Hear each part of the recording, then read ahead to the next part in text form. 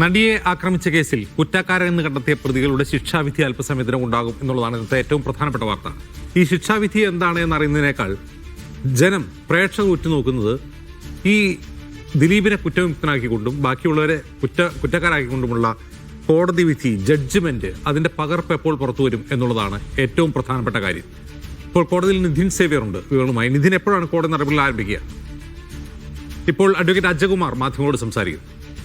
ബഹുമാനപ്പെട്ട വിചാരണ കോടതി കണ്ടെത്തിയിട്ടുണ്ട്. ഇന്ന് അവർക്ക് എന്ത് ശിക്ഷ നൽകണം എന്നുള്ളതിനെ സംബന്ധിച്ച് ഉള്ള നടപടിക്രമങ്ങളാണ് സ്വീകരിക്കുന്നത്. അതിനുവേണ്ടിയാണ് ഈ കോടതിയിലേക്ക് ഹാജരാകുന്നത്. ഈ കേസിൽ കുറ്റകരമായ ഒരു ഗൂഢാലോചന നടന്നിട്ടുണ്ട് എന്ന് കോടതി നിസ്സംശയം കണ്ടെത്തിയിട്ടുണ്ട്.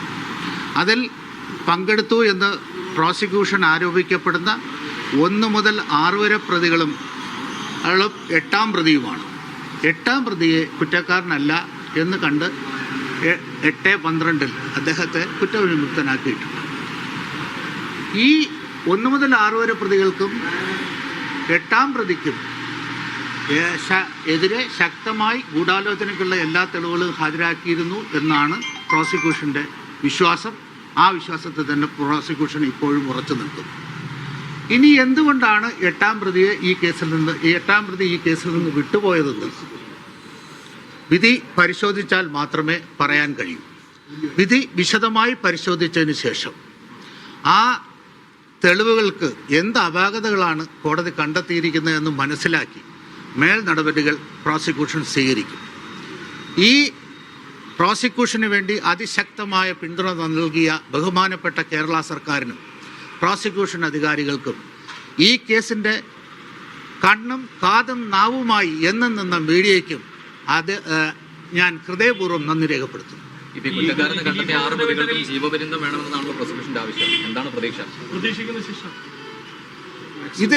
ഇതിലെ പ്രധാന ജീവപര്യന്തം ശിക്ഷ വിധിച്ചിട്ടുള്ള, അതായത് പറഞ്ഞിട്ടുള്ള വകുപ്പ് എന്ന് പറയുന്നത് 376 ആയ കൂട്ടബലാത്സംഗമാണ്.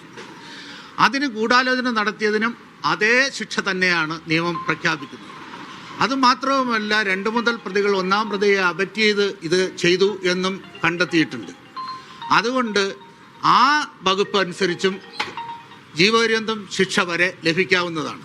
അങ്ങനെ 3 ജീവപര്യന്തം ശിക്ഷ ഈ കേസിൽ വിധിക്കാൻ കോടതിക്ക് അധികാരമുണ്ട്.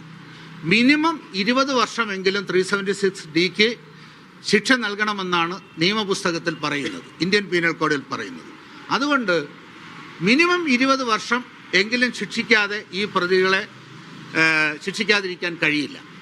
പക്ഷേ പ്രോസിക്യൂഷൻ്റെ ആവശ്യം അതിഹീനമായ ഈ കുറ്റകൃത്യം ഒരു സ്ത്രീക്കെതിരെ ഇത്രയും വൈകൃതമായ രീതിയിൽ, ഇത്രയും പൈശാചികമായ രീതിയിൽ ഈ കുറ്റകൃത്യം ആസൂത്രണം ചെയ്ത് നടപ്പിലാക്കിയത് കൊണ്ട് നിയമത്തിൽ അനുശാസിക്കുന്ന ഏറ്റവും വലിയ ശിക്ഷ തന്നെ ഈ പ്രതികൾക്ക് നൽകണമെന്ന് ശക്തിയുക്തം പ്രോസിക്യൂഷൻ വാദിക്കും.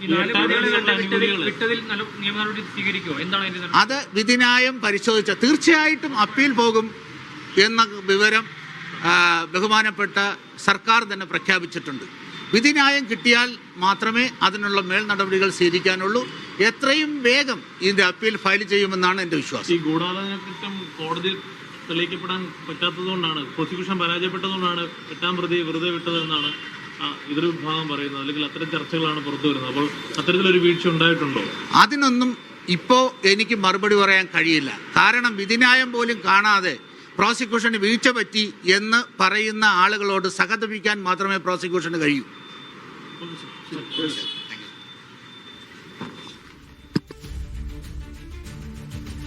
പരമാവധി ശിക്ഷ ലഭിക്കും കുറ്റവാളികൾക്ക് എന്നുള്ളതാണ് ഇപ്പോൾ പ്രോസിക്യൂട്ടറായ കേസിലെ സ്പെഷ്യൽ പ്രോസിക്യൂട്ടറായ അഡ്വക്കേറ്റ് അജയകുമാർ പറയുന്നത്. മറ്റൊരു പ്രധാനപ്പെട്ട കാര്യം, പ്രോസിക്യൂഷൻ ഏതെങ്കിലും തരത്തിൽ വീഴ്ച പറ്റിയെന്ന് വിധിന്യായം കാണുന്നതിന് മുമ്പ് എങ്ങനെ വിധി കൽപ്പിക്കാൻ കഴിയും എന്നാണ് അദ്ദേഹം ചോദിക്കുന്ന മറു ചോദ്യം. നിതിൻ സേവ്യർ വിവരങ്ങളുമായി കോടതിയിൽ നിന്ന്. നിതിൻ, എപ്പോഴാണ് കോടതി നടപടികൾ ആരംഭിക്കുക? അജിംസ് അല്പസമയത്തിനുള്ളിൽ ഈ കോടതി നടപടികൾ ആരംഭിക്കും. രാജ്യം തന്നെ ശ്രദ്ധ കേന്ദ്രീകരിക്കുന്ന അല്ലെങ്കിൽ രാജ്യം തന്നെ ഏറ്റവും ഒരു വലിയ വാർത്ത, നടിയെ തട്ടിക്കൊണ്ടുപോയി പീഡിപ്പിച്ചു എന്നൊരു വലിയ വാർത്ത, ആ വാർത്തയുടെ അല്ലെങ്കിൽ ആ സംഭവത്തിൻ്റെ ആ കേസിൻ്റെ വിധിയാണ് അല്പസമയത്തിനുള്ളിൽ വിധിന്മേലുള്ള വാദമാണ് നടക്കുക. ഇന്ന് വിധി പ്രഖ്യാപിക്കുക അല്ലെങ്കിൽ ശിക്ഷാവിധി പ്രഖ്യാപിക്കുമെന്ന് തീർച്ചയില്ല. അത് ഒരുപക്ഷെ ഇന്ന് ഒരു സ്വാഭാവിക നടപടിക്രമമാണ്. ശിക്ഷാവിധിന്മേലുള്ള വാദമായിരിക്കും ഇന്ന് നടക്കുക. അതായിരിക്കും ഇന്ന് 11 മണിക്ക്. അല്പസമയത്തിനകം ജഡ്ജി ഇങ്ങോട്ടെത്തും. ഈ പ്രതികളെല്ലാം തന്നെ ഇങ്ങോട്ടേക്ക് അല്പസമയത്തിനുള്ളിൽ എത്തും. അവരുമായുള്ള വാഹനം രാവിലെ വിയ്യൂരിൽ നിന്നും തിരിച്ചിരുന്നു. വൈദ്യപരിശോധന നടത്തിയ ശേഷമായിരിക്കും ഈ പ്രതികളെ ഇങ്ങോട്ടേക്ക് കൊണ്ടുവരിക. കുറ്റകൃത്യത്തിൽ നേരിട്ട് പങ്കെടുത്തു എന്ന് കോടതി കണ്ട അല്ലെങ്കിൽ നേരിട്ട് പങ്കെടുത്ത 6 പേരെയാണ് പ്രതി കുറ്റക്കാരെന്ന് കണ്ടെത്തിയിരിക്കുന്നത്.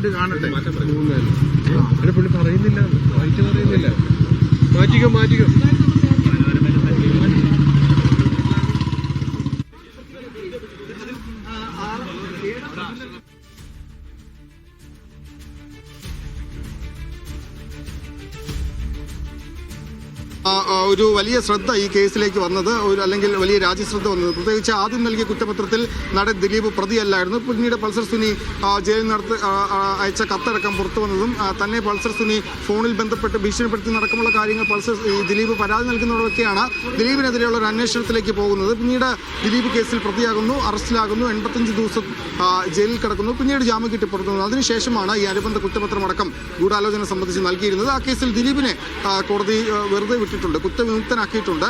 തെളിവുകൾ പ്രോസിക്യൂഷന് ഹാജരാക്കാൻ ഗൂഢാലോചന തെളിയിക്കപ്പെടുന്ന അല്ലെങ്കിൽ ഗൂഢാലോചനയിൽ ദിലീപ് പങ്കെടുത്തു എന്ന് തെളിയിക്കാൻ പറ്റുന്ന തരത്തിലുള്ള ഒരു തെളിവുകൾ ഹാജരാക്കാനായില്ല എന്നാണ് കോടതി കണ്ടെത്തിയിരിക്കുന്നത്. അങ്ങനെ തെളിവുകളില്ലാത്ത പക്ഷമാണ് ദിലീപിനെ ഈ കേസിൽ നിന്നും കുറ്റവിമുക്തനാക്കുകയും ചെയ്തിരിക്കുന്നത്. ഏതായാലും നേരിട്ട് പങ്കെടുത്ത 6 പ്രതികൾ, 1-ാം പ്രതി പൾസർ സുനി, 2-ാം പ്രതി മാർട്ടിൻ, 3-ാം പ്രതി മണികണ്ഠൻ, 4-ാം പ്രതി വിജീഷ്, 5-ാം പ്രതി സലീം, ഒപ്പം 6-ാം പ്രതി പ്രദീപ്, ഇങ്ങനെ 6 പ്രതികളാണ് ഈ കേസിൽ ഈ കുറ്റകൃത്യത്തിൽ നേരിട്ട് പങ്കെടുത്തിട്ടുള്ളത്. ഇവർ 6 പേരാണ്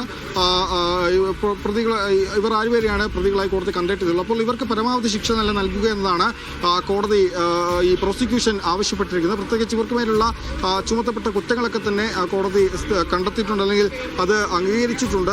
പ്രത്യേകിച്ച് തട്ടിക്കൊണ്ടുപോവുക, കൂട്ടബലാത്സംഗം നടത്തുക, മാനഭംഗപ്പെടുത്തുക, ഒപ്പം IT ആക്ടുകളടക്കം ചുമത്തിയിട്ടുണ്ട്. അപ്പോൾ ഇതെല്ലാം തന്നെ ഇവർക്ക് മേൽ തെളിയിക്കപ്പെട്ടിട്ടുണ്ട്. അപ്പോൾ ഇതിൽ പരമാവധി ശിക്ഷ 20 വർഷം വരെയാണ് ലഭിക്കാൻ സാധ്യതയുള്ളത്. പക്ഷേ ഇവർക്ക് ജീവപര്യന്തം നൽകണമെന്ന് തന്നെ കോടതി വാദിക്കുമെന്നാണ് മനസ്സിലാകുന്നത്. അല്പസമയത്തിനകം ഈ പ്രതികളെ ഇങ്ങോട്ടേക്ക് കൊണ്ടുവരും. ഇന്ന് ശിക്ഷാവിധിയല്ല, മറിച്ച് ശിക്ഷാവിധിയിന്മേലുള്ള വാദമാണ് നടക്കുക. പ്രത്യേകിച്ച് ഇവരുടെ ശാഭാവിക നടപടി ഈ തടവുകാർക്ക് അല്ലെങ്കിൽ ഈ കുറ്റക്കാരെന്ന് കണ്ടെത്തിയവർക്ക് കോടതി നൽകുന്ന ഒരു അവകാശമാണത്. അത് അവർക്ക് അവരുടെ സാഹചര്യം അല്ലെങ്കിൽ ഏതെങ്കിലും തരത്തിൽ ഈ ശിക്ഷയിൽ ഇളവ് വേണമെന്ന് അവർക്ക് ആവശ്യപ്പെടാനുള്ള അവസരമായ ഒരു അവസരം കൂടി അവർക്ക് നൽകുകയാണ് ചെയ്യുക. അപ്പോൾ അവർ അവരുടെ ഏതെങ്കിലും സാധാരണ ഇതൊരു ജഡ്ജ്മെന്റിനെ സ്വാധീനിക്കാൻ ഒരിക്കലും സാധ്യതയില്ല. നിതിൻ പറഞ്ഞു വരുന്നത് ഇന്ന് ആ വിധിന്യായം പുറത്തു വരില്ല, ഇന്ന് ഇവർക്ക് ശിക്ഷ വിധിക്കില്ല എന്നാണോ?